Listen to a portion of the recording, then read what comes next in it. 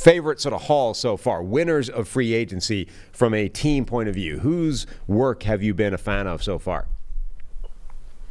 As I pull up the PFF tracker, which everybody else should also go to pff.com and make sure that they're keeping up with the tracker. The first team that I want to shout out is the Houston Texans. I think the Houston Texans are big winners this week. I love the move for them to bring in Danico Autry from the Tennessee Titans. I love them bringing in Azeez Al-Shaair as well for the linebacker level, reuniting him with D'Amico Ryans. I really liked the Jeff Okudah signing too. Like, I liked when the Detroit Lions signed Jeff Okudah or brought Jeff Okudah in, and obviously it didn't work out there. So I'm holding on to hope. I like the 1-year deal with Jeff Okudah. But then the one that really put it over the top was the Danielle Hunter signing for me, because you lose Jonathan Grenard. Jonathan Grenard actually went to Minnesota, and then Danielle Hunter went from Minnesota to Houston. So it was kind of funny little swap there.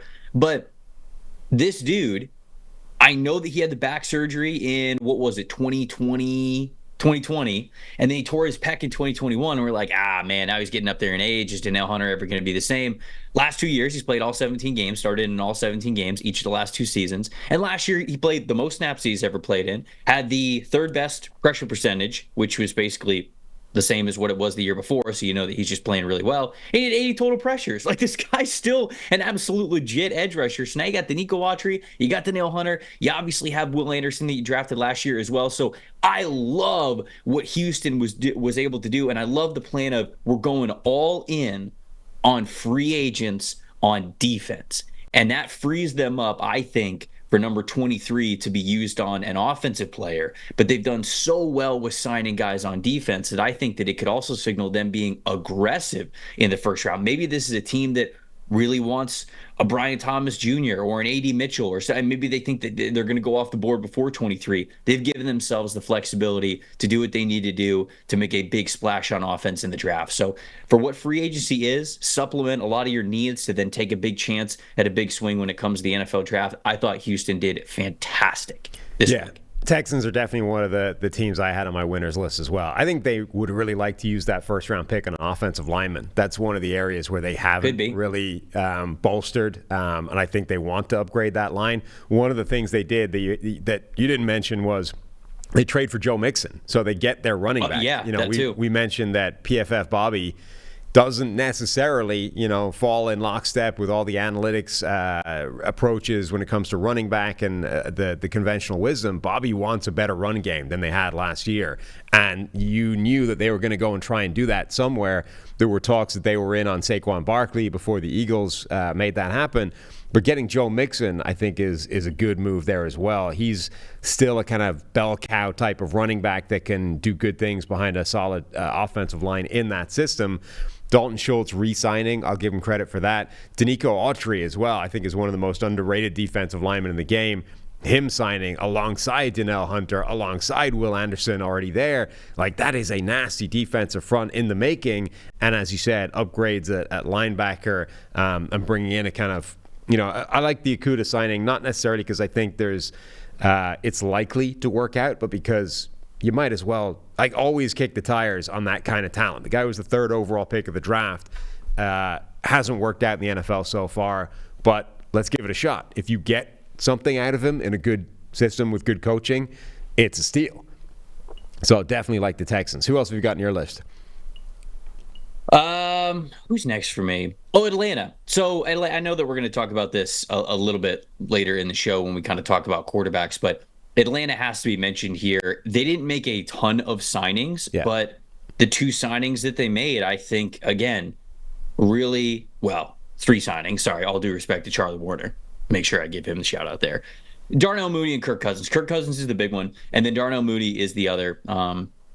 And I think that certainly with them going as all in on Kirk Cousins as they are, it takes away the mystery of the number 8 overall pick. But it also, just like I said with Houston, gives them a ton of flexibility, especially now that they brought in Darnell Mooney. So they've got Mooney to sort of round out their offensive weapons with him and Drake London and Kyle Pitts and Bijan Robinson and some other guys that they have on the team as well. And with the quarterback in place, they've got a solid offensive line. Now, if they stick at 8, they've got an opportunity to take the best edge rusher in the draft, but they could also sit here and say, man, we could still get even more aggressive if we wanted to. Maybe even with Darnell Mooney, maybe we want to go get Malik Neighbors. Maybe we want to go get Rome Odunze. Maybe somehow, some way Marvin Harrison Jr. falls. So I really like what Atlanta did, because without having a top 3 overall pick, sure, you can say to yourself, well, we could move up, but that's no guarantee, right? And I think that the point of free agency, like we've said so many times before, fill the needs, which allows you to be as flexible as possible to go get the right player, the most talented player that you can when it comes to draft weekend. Them going out to get Kirk Cousins was the right move, in my opinion, over signing Russell Wilson, over trading for Justin Fields. Kirk Cousins was the right he was the right quarterback for this team at this time, and now they get to have a lot more flexibility in the draft. So Atlanta has to be one of my favorite hauls, even though they were relatively quiet, because they made the move that mattered most. They made the move that everybody was kind of waiting on when it came to this free agency period of where Cousins was going to go.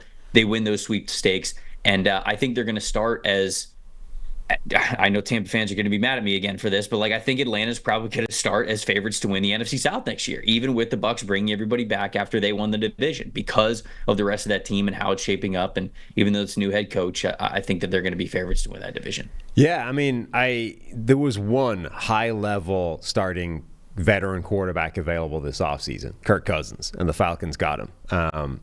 We can debate where Russell Wilson is in that picture, but Kirk Cousins is the closest thing to a sure, high-quality starter available, even factoring in his age and coming off the Achilles. So Atlanta going to get that guy, given where they were in the draft, I think can only be seen as a good thing. They were willing to go to a financial place that the Vikings weren't, and that was all it was going to take to bring in Kirk Cousins. Now, even then, it's being termed a 4-year deal. It isn't really. It's effectively a 2-year deal for like $100 million. So, like at that price point, $50 million a year for, if Cousins plays the way he has for the last like 5 years or anything like it, $50 million a year is fair market value for that, right? It's not even top of the market value for that. It's fair market value for the level of play Kirk Cousins has had over the last few years.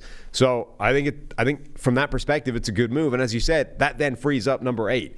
And not just that, but it frees up number 8 and more capital that it probably would have taken to go and get a quarterback if you wanted one in the draft. Like if they hadn't done anything in free agency, if they were going into the draft needing their starter, either they were probably picking QB4 at number 8, or they were going to have to trade to 2 or 3 to go get their guy, at which point you're not even talking about pick number 8. You're talking pick number 8 and everything else you're going to have to package to go make that trade. So all of that is saved by having Kirk Cousins and instead. And I agree with you. I think they would love for one of those top 3 wide receivers to be available there.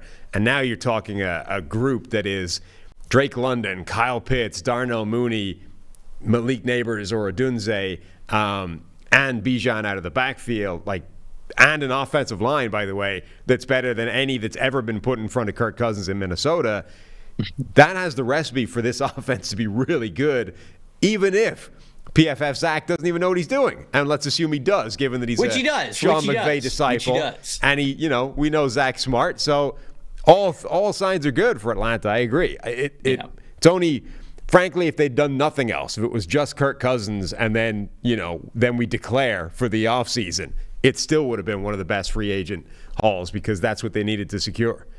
I agree with you. I agree. I like what Atlanta did a lot. And again, like you said, if they come away with one of Odunze or Malik Neighbors, this offense just got terrifying. I mean, that offense at that point becomes so talented that fantasy football people are once again going to be furious with the Falcons because there is only one football to go around, and you're not going to be able to have 3 1,000-yard receivers and Bijan Robinson, who's supposed to go for 1,000 yards and then 600-700 receiving. Like that, just it's going to be impossible. But for the talent level, that's the expectation for a lot of these guys. So all of a sudden, if they were to do that, they become one of the best offenses in the NFL in theory. Definitely. And I just checked the odds. So now you can pass the buck to other people. It's not your fault. Atlanta is, in fact, the favorite for the division as of now. Oh, I'll still get yelled at, though. In multiple different spots. So at least 4 separate sports. I'll still get yelled at, though, because the Bucs were, I think before the season, projected to get a top 10 pick. I think they're like over-under win-loss was 6.5 or something like that. And so I predicted that the Saints were going to win the division. And that didn't stop people from coming after me after the Bucs ended up winning it. No, but it's always important to be I appreciate you looking out for me. It won't matter. No, it's always important, though, to be able to, put the blame somewhere else. I am merely the messenger. This is somebody else's message that I am conveying. Now, as you say, 100%. That won't stop people from blaming you, but at least morally, you can feel justified by that. Yes. All right, who else's who else's free agency overhaul did you like? So I have one more that really stuck out to me. It's the Chicago Bears. Oh, I liked what the Chicago Bears were able to do. Now, a lot of it was, again, like defensive players, but think about what Chicago has in the upcoming draft, okay? They've got pick number 1 and they've got pick number 9. You look at this team and, okay, it's not like an NFL All-Star team yet. Ryan Poles has made his additions. He's kind of made his splashes here, right? Because when you look at free agency, they're able to retain Jalen Johnson, which I think was huge for them. They also bring in Kevin Byard, who I still think is a dang good safety. I really do. So look at their secondary. It's Jalen Johnson. It's Jaquan Brisker. It's Kevin Byard. It's Tyreek Stevenson. It's Kyler Gordon. All players that I like. You've got 2 linebackers that you paid a lot of money to, but okay, fine. Cards are on the table. You made a bet with these 2 linebackers, Tremaine Edmonds and TJ Edwards. There you go. Those are the guys that you brought in. That's the position that you brought in there. You got Montez Sweat, who you made a big trade for, giving up a second-round pick, and he proved to absolutely be worth it for you. You got an interior defensive line that is a mix of young guys that you've drafted over the last couple of years that you hope continue to develop to be really strong, right?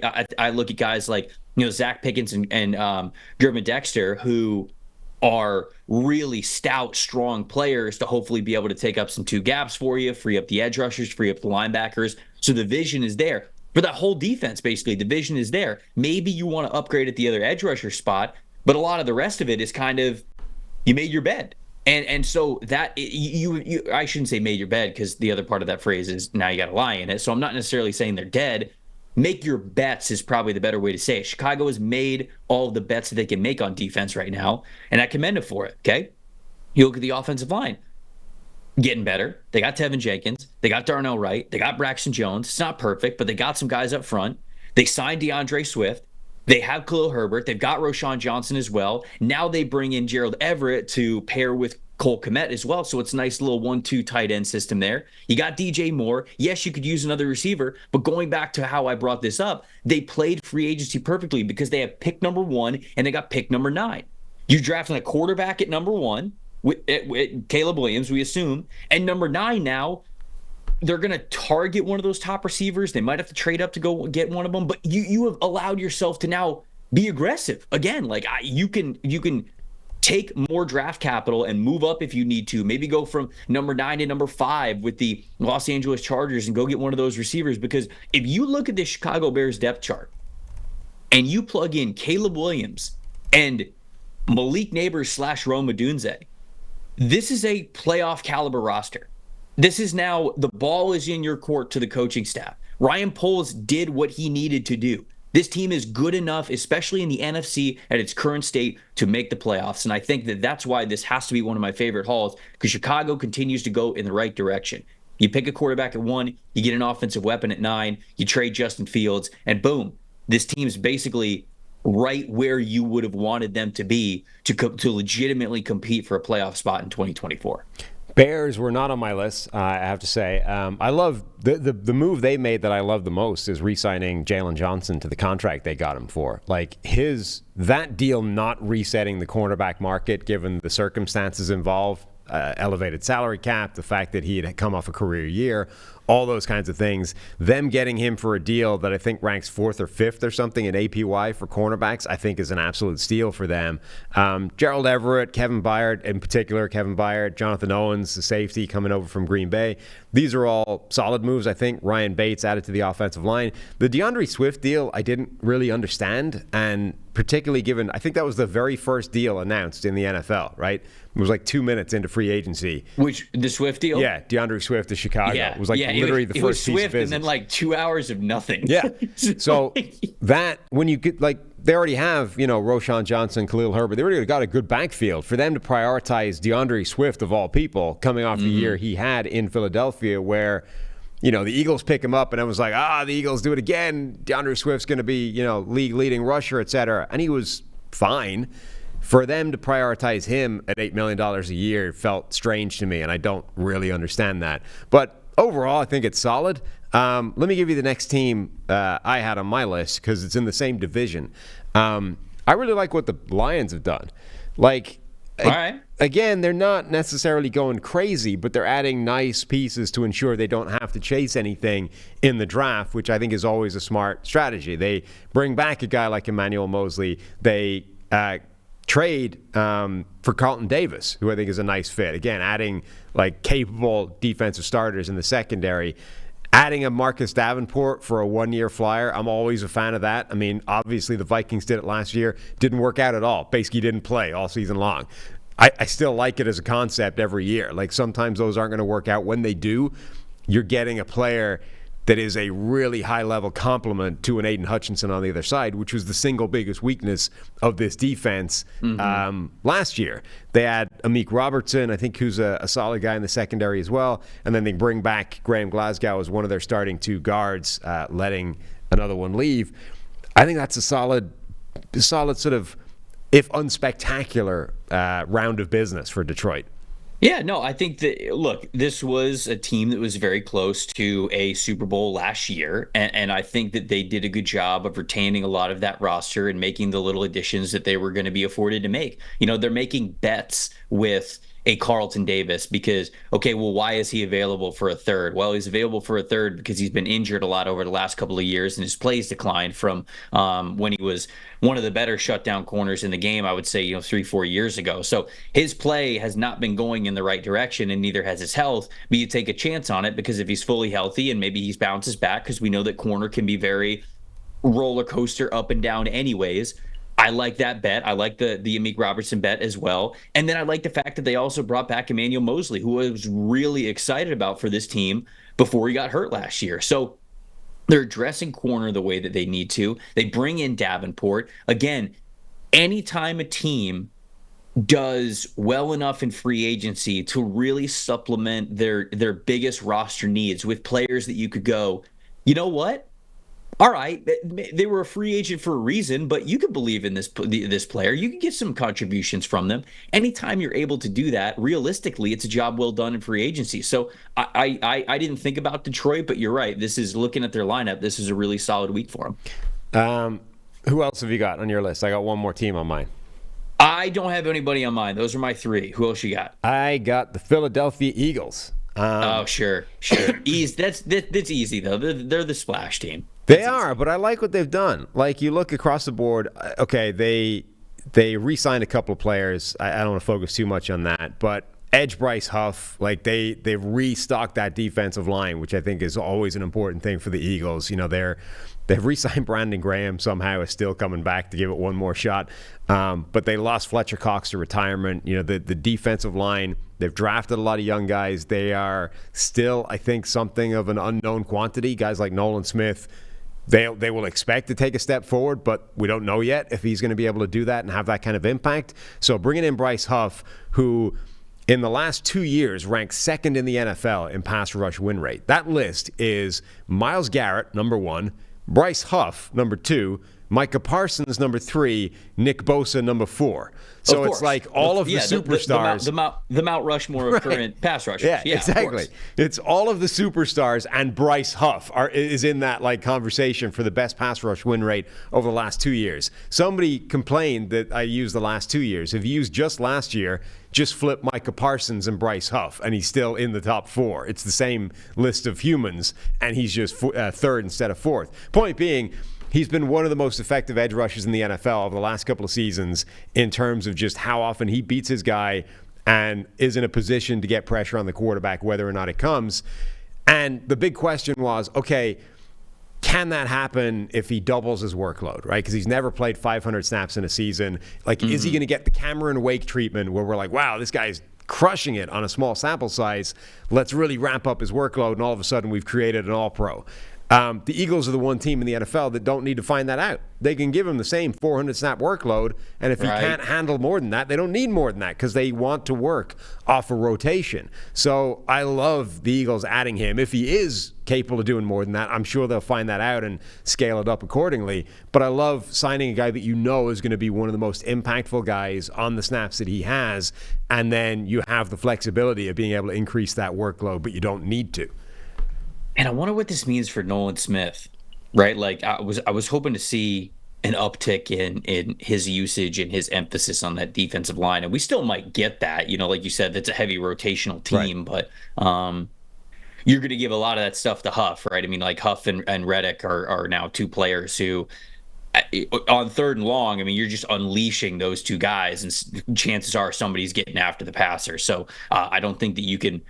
There's not going to be too many times where you can afford to just go, yeah, let's give Nolan Smith a shot here when you've got those two guys that you can deploy on 3rd and long. So I guess that's just a development that we'll have to watch out for, because Nolan Smith is somebody who I really loved in that draft class. I mean, they had 2 edge rushers last season play 800-plus snaps. I don't think they want to do that generally. I think if you look previously on those teams, they are much more evenly balanced with sort of edge 2 or edge 3, 4, and 5 getting more snaps.